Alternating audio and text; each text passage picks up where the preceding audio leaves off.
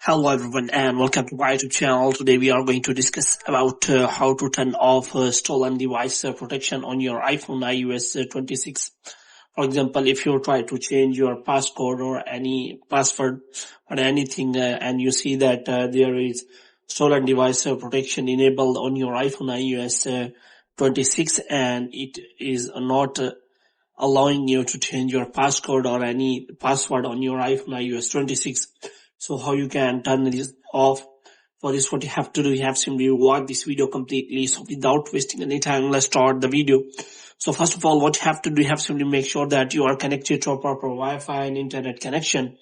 And after that, what you have to do next is you have to simply go to settings.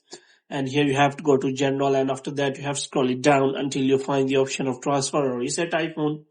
In here you have to simply click on reset and you have to reset all of your network settings. And after that, what you have to do, you have to simply go back. Now, if you want to turn off the stolen device protection, you have to go to the Face ID and passcode. And here you have to simply click on that and you have to provide your passcode. And after providing the passcode, what you have to do, you have to simply look for the stolen device protection here, and here you have to make sure that you have turned off this toggle.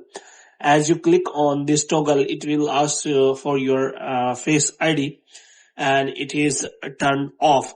But if you want to turn on your stolen device protection, then there is option available. The first option is as that you can simply require a security delay. There are two options available. One is away from the familiar location and the second one is always, which means if you select always, then it will require security delay. When you try to turn off, the security delay will be required for 1 hour if you want to turn off the stolen device protection. So if you want to turn off the stolen device protection, you have to make sure that you have selected the away from the location, away from the familiar location. Then it will not ask for the security delay. So you have to make sure about that if you want to turn off the stolen device protection on your iPhone iOS 26. So hope you have liked this video. If you get more videos like these, you can subscribe our channel.